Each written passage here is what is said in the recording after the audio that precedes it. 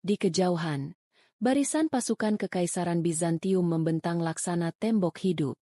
Baju zirah mereka berkilau keperakan di bawah cahaya mentari yang muram. Tombak-tombak mereka berdiri tegak seperti hutan kematian. Di belakang mereka, panji-panji Romawi berkibar, tinggi dan congkak, seolah menyatakan bahwa inilah kekuatan tak tertandingi yang akan menghapus jejak Islam dari bumi Syam. Namun di sisi lain lembah, pasukan yang jauh lebih kecil berdiri tenang. Mereka bukan pasukan kerajaan, bukan tentara upahan. Mereka adalah para mujahid, lelaki yang menggadaikan hidupnya untuk surga. Di antara mereka berdiri seorang sosok yang membuat jantung musuh berdebar lebih cepat. Sorot matanya tajam, langkahnya pasti, dan pedangnya sudah lama tak tahu kata kalah. Khalid bin Walid, Saifullah al-Maslul, pedang Allah yang terhunus. Ia menatap lembah Yarmuk dengan tenang. Baginya, ini bukan sekadar perang. Ini adalah ujian akhir, benturan dua dunia, iman melawan kekafiran, keyakinan melawan kesombongan. Di balik kabut dan pasir, takdir umat Islam tengah menunggu. Dan ketika matahari tenggelam nanti, lembah ini tak akan sama lagi. Halo teman-teman, apa kabar? Semoga kalian sehat selalu.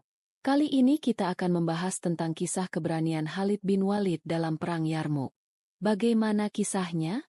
Sebelum lanjut, silahkan tekan tombol like dan subscribe untuk video menarik lainnya. Tidak usah berlama-lama lagi, kita masuk ke dalam kisahnya. Langit Yarmuk seolah membisu dalam kecemasan. Angin gurun menyapu lembah dengan suara gemuruh rendah, seperti bisikan takdir yang menanti untuk ditulis dengan darah. Lembah ini, yang dulu tenang dengan aliran sungainya, kini telah menjadi panggung bagi benturan dua peradaban. Kekaisaran Romawi Timur yang perkasa dan kaum muslimin yang teguh memegang tauhid. Di kejauhan, kabut tipis belum mengangkat dari permukaan tanah. Namun bunyi itu sudah terdengar. Derap kaki ribuan pasukan Romawi yang datang dari arah utara dan barat seperti badai yang menghantam tanah. Tanah Syam bergetar di bawah beratnya pasukan berkuda dan roda kereta perang yang bergerak tanpa henti. Di pusat perkemahan muslimin, seorang lelaki berdiri tegak di atas batu datar. Matanya menatap lurus ke depan, menembus cakrawala yang tertutup debu. Ia mengenakan jubah tempur yang sederhana, tapi aura wibawanya tak bisa disembunyikan. Wajahnya keras, dihiasi bekas luka peperangan, namun tak mengurangi keteduhan sorot matanya. Dialah Khalid bin Walid, seorang jenderal yang belum pernah kalah. Sejak mengangkat pedangnya di jalan Allah, ia telah mengalahkan musuh-musuh Islam di Irak, Persia, dan kini berdiri di ujung pedang Romawi. Di sampingnya, berdiri para pemimpin pasukan, Abu Ubaidah bin Jarrah, pemimpin yang lembut dan saleh, Ikrimah bin Abu Jahal, putra dari musuh Islam yang kini menjadi pelindungnya, Zarar bin Azwar, prajurit liar yang tak gentar mati, dan puluhan sahabat lain yang bersumpah takkan mundur sejengkal pun. Khalid, ujar Abu Ubaidah, jumlah mereka jauh melebihi kita. Beberapa mengatakan 2 kali lipat. Sebagian lainnya mengatakan 5 kali. Tidakkah kau khawatir? Khalid tersenyum kecil. Aku khawatir. Jika kita takut pada jumlah. Tapi tidak. Abu Ubaidah. Aku tidak melihat jumlah. Aku melihat surga di depan kita. Lelaki-lelaki itu saling menatap. Tak satu pun dari mereka menyangkal kenyataan. Jumlah pasukan muslim hanya sekitar 40.000, sementara Bizantium mengerahkan lebih dari 200.000 pasukan, lengkap dengan perlengkapan perang terbaik zaman itu.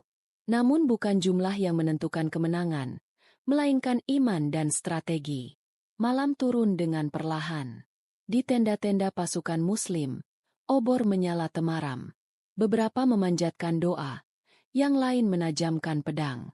Para sahabat berkeliling dari satu kemah ke kemah lain, mengingatkan para prajurit untuk mengikhlaskan niat mereka. Khalid tidak tidur malam itu. Ia berjalan menyusuri barisan tenda, memperhatikan wajah-wajah yang akan bertempur bersamanya esok hari. Ia mengenali banyak di antara mereka. Para pemuda dari Madinah, prajurit tangguh dari Yaman, bekas budak yang kini berdiri setara dengan bangsawan. Semua diikat oleh satu kalimat. La ilaha illallah. Ia mendekati seorang pemuda yang sedang menatap langit. Apa yang kau pikirkan, anak muda? Pemuda itu kaget, lalu menjawab, "Aku berpikir, apakah aku akan sempat melihat matahari esok pagi?" Khalid tersenyum. "Jika tidak, engkau akan melihat sesuatu yang jauh lebih terang." Pemuda itu menangis diam-diam. Bukan karena takut, tapi karena haru. Di sisi lain lembah, pasukan Romawi menggelar tenda-tenda megah. Sang Jenderal Bizantium, Theodor, berdiri di tengah panglimanya. Ia menganggap pertempuran ini hanya formalitas. Baginya, orang-orang gurun dari Arabia tak lebih dari pengacau yang belum layak disebut musuh sejati. "Biarkan mereka datang," katanya dengan angkuh. "Kita akan menghancurkan mereka sebelum matahari naik sepenuhnya."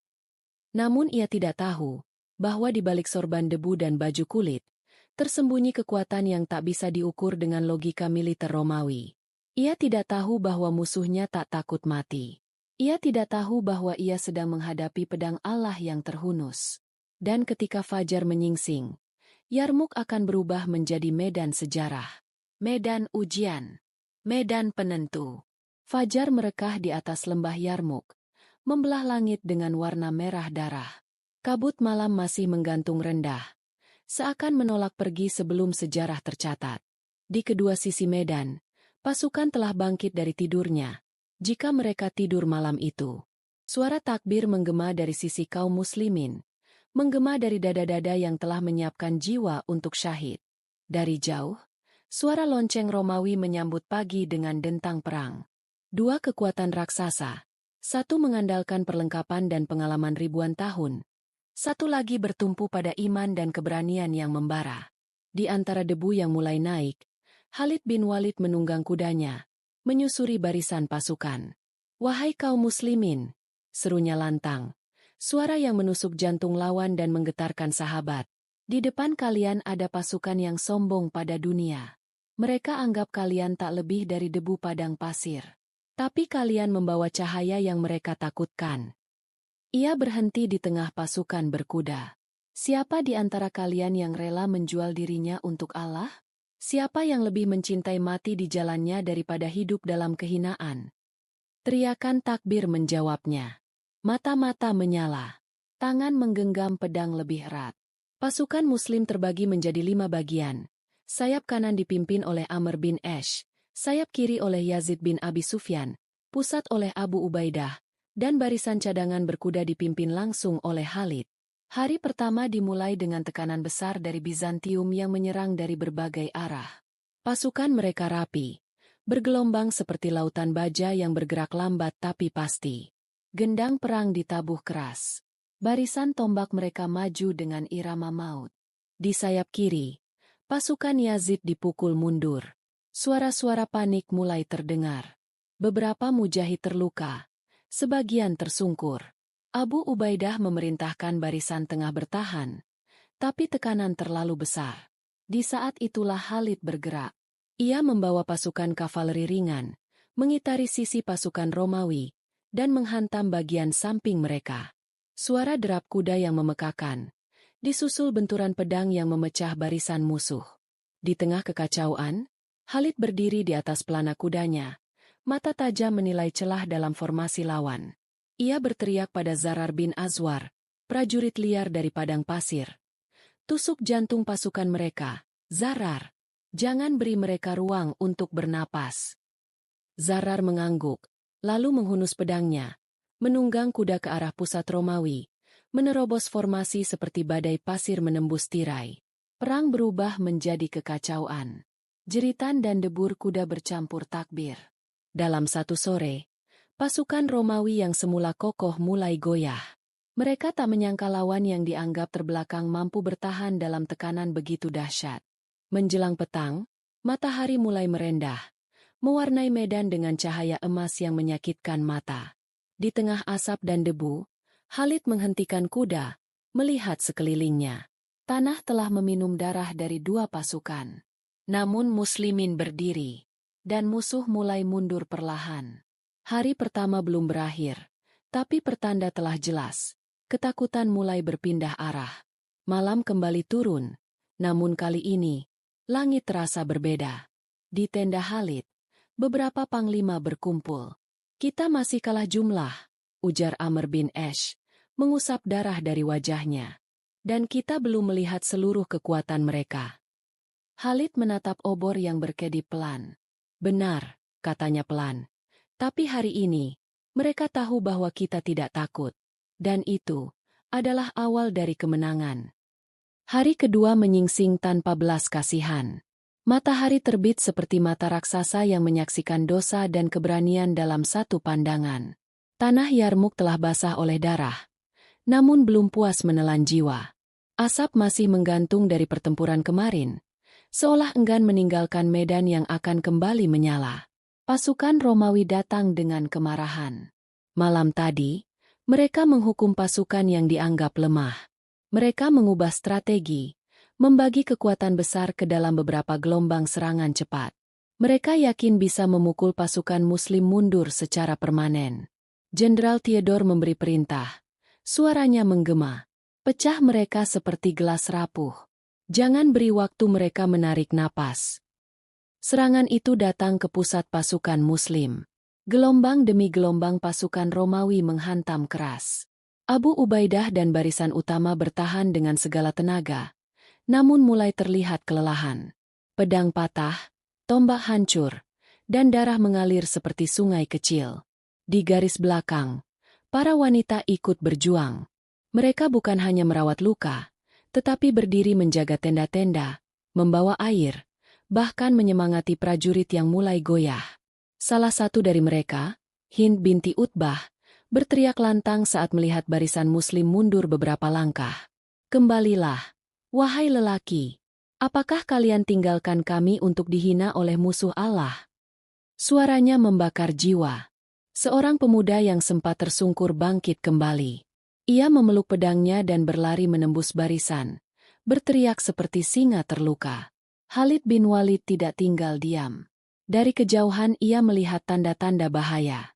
Ia segera menggerakkan pasukan berkudanya, menyisir sisi barat dan menghantam dari samping. Strateginya jelas, hancurkan sayap musuh, lalu jepit tengah mereka. Ia menunggang kuda bagai angin padang pasir. Debu mengepul di belakangnya. Jangan beri mereka waktu menyusun barisan, serunya. Potong akar mereka sebelum tumbuh kembali. Khalid tahu, jika pasukan Romawi mendapat celah untuk mengatur ulang kekuatan, maka kekalahan bisa jatuh kapan saja. Hari ketiga dan keempat berubah menjadi neraka terbuka. Pasukan saling bertabrakan dalam rentetan suara baja, jeritan, dan doa. Beberapa sahabat gugur di hadapan musuh, termasuk Ikrimah bin Abu Jahal, yang menyerang dengan keberanian luar biasa, membawa luka yang mematikan namun tetap berdiri hingga nafas terakhir. Ikrimah jatuh dengan tersenyum, darahnya mengalir, namun tangannya masih menggenggam pedang. Ia berkata sebelum menghembuskan napas terakhir, "Saksikanlah, wahai langit, aku mati bukan sebagai musuh Nabi, tapi sebagai penjaga agama Allah." Tangisan para sahabat tak terdengar di tengah hiruk-pikuk perang, namun di hati mereka, Ikrimah gugur sebagai pahlawan sejati. Saat malam hari keempat turun, suasana menjadi hening namun penuh tekanan. Yarmuk seperti menahan napas sebelum teriakan terakhir dilontarkan. Kedua pihak lelah. Banyak yang mati. Tapi semangat kaum muslimin justru semakin menyala. Di tenda Khalid, para komandan berkumpul dalam diam. "Besok," kata Khalid pelan, "adalah hari penentu. Jika kita tak menang, maka takkan ada hari esok bagi kita semua." Ia menatap mereka satu persatu. "Tapi jika kita menang, Syam akan menjadi tanah tauhid. Dan kita akan menulis sejarah yang tak pernah bisa dilupakan musuh kita." Mereka tidak menjawab dengan kata-kata. Mereka hanya mengangguk, saling menatap, dan diam-diam menguatkan tekad. Malam itu, tak ada yang benar-benar tidur. Pedang diasah tanpa suara. Doa dipanjatkan dalam keheningan. Di langit, bulan tampak lebih terang, seolah Allah sedang menatap para pejuangnya. Mereka tahu, fajar kelima akan menjadi saksi jatuhnya benteng terakhir kesombongan Romawi. Dan Khalid, sang pedang Allah, telah menyiapkan mata pisaunya. Fajar kelima menyingsing dengan hawa berbeda. Tak ada teriakan, tak ada gendang perang. Hanya keheningan yang berat dan matahari yang muncul malu-malu dari balik kabut debu. Seolah langit pun menahan napasnya. Tahu bahwa hari ini takdir akan ditulis dengan lebih dari sekadar darah, tapi juga kehancuran satu kekaisaran besar. Di sisi muslimin, Khalid bin Walid sudah bersiap sejak tengah malam. Ia tidak hanya mengasah pedangnya, tapi juga menyusun taktik yang akan mengubah jalannya sejarah. Jika mereka besar, kita harus menjadi lebih cerdas, ucap Khalid saat berdiri di depan para panglimanya. Ia menguraikan rencananya. Pura-pura mundur di bagian tengah, membuat musuh percaya bahwa pasukan muslim telah lelah. Serangan kilat dari pasukan berkuda di sayap kanan dan kiri, menyerang sisi belakang Romawi. Barisan utama akan menjepit tengah mereka dari depan, memaksa musuh terkurung di lembah sempit. Jika berhasil, Romawi akan terperangkap antara sungai, jurang, dan pasukan muslim dari 3 arah. Ini bukan sekadar strategi. Ini adalah taring pedang Allah yang menunggu waktu untuk mengoyak. Saat matahari mulai naik, pasukan Romawi menyerbu kembali. Kali ini dengan kepercayaan diri yang tinggi. Mereka melihat barisan tengah muslim tampak mundur dan tidak rapat. Jenderal Theodore mengangkat pedangnya tinggi. Ini waktunya. Hancurkan mereka. Tebas sampai ke jantung mereka. Pasukan Romawi berteriak. Ribuan kaki berlari seperti badai menuju pusat pasukan muslim. Mereka tidak tahu. Itu adalah perangkap. Mereka tidak sadar bahwa mereka sedang masuk ke rahang seekor singa. Di sisi kiri, Zarar bin Azwar memimpin kavaleri untuk menyerbu ke belakang Romawi dari arah barat. Ia memeki keras saat maju. Aku adalah kematian dari padang pasir. Siapa yang berani menatap mataku? Di sisi kanan, Dirar bin Al-Azwar yang bertubuh tinggi dan kekar, menyerbu dari arah timur. Ia mengenakan baju besi hitam dan topeng penutup wajah. Banyak musuh menyangka ia adalah iblis perang yang turun dari neraka. Khalid sendiri memimpin pasukan berkuda tengah, menerobos dari celah kecil yang ia buka semalam, menyusuri lembah curam dan menghantam bagian belakang pasukan Romawi dari utara. 3 arah serangan. Satu waktu. Tidak ada jalan mundur bagi musuh. Kekacauan pecah. Pasukan Romawi, yang semula maju dengan gagah, tiba-tiba terjepit. Formasi mereka porak-poranda. Mereka mencoba mundur, namun jurang Yarmuk membentang di belakang mereka. Beberapa jatuh, tergelincir, atau didorong oleh kawan mereka sendiri yang panik. Teriakan berubah jadi tangisan. Pedang-pedang terlepas dari genggaman. Banyak dari mereka yang mencoba berenang menyeberangi sungai untuk melarikan diri. Namun arus deras menggulung mereka. Jenderal Theodore terbunuh dalam pertempuran sengit oleh pasukan elit muslimin. Saat kabar itu menyebar, semangat pasukan Romawi benar-benar runtuh. Mereka tak lagi bertempur, hanya berusaha bertahan hidup. Di tengah kemenangan yang mulai jelas, Khalid tidak membiarkan satu pun celah. Jangan beri mereka kesempatan bangkit lagi, serunya. Musnahkan mereka, dengan keadilan, bukan dengan kebencian. Perang berlangsung hingga matahari mulai turun. Lembah Yarmuk telah berubah menjadi lautan mayat. Lebih dari 70.000 pasukan Romawi gugur. Sisanya tercerai-berai, melarikan diri ke arah utara dan barat, membawa cerita kekalahan yang tak akan pernah hilang dari sejarah mereka. Malam itu, tenda muslimin kembali sunyi. Khalid duduk di depan api kecil. Wajahnya tak menunjukkan kegembiraan berlebihan. Seorang sahabat bertanya, "Wahai Khalid, tidakkah ini hari yang layak untuk berpesta? Kita baru saja menaklukkan kekuatan terbesar di dunia." Khalid menatap nyala api itu lama. "Aku tidak gembira karena membunuh. Aku hanya bersyukur, karena Allah memilih kita untuk menegakkan kebenaran." Dan di langit malam, bintang-bintang bersinar lebih terang dari biasanya. Seakan ikut bersaksi bahwa angin telah benar-benar berbalik arah. Lembah Yarmuk kini sunyi. Tidak ada dentang pedang. Tidak ada teriakan. Hanya angin yang melintas lembut, seolah sedang meratapi ribuan nyawa yang tertinggal di balik debu dan darah. Bau kematian masih menggantung di udara, bercampur aroma padang pasir dan sejarah yang baru saja berubah arah.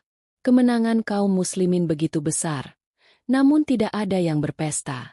Para prajurit sibuk mengubur sahabat-sahabat mereka.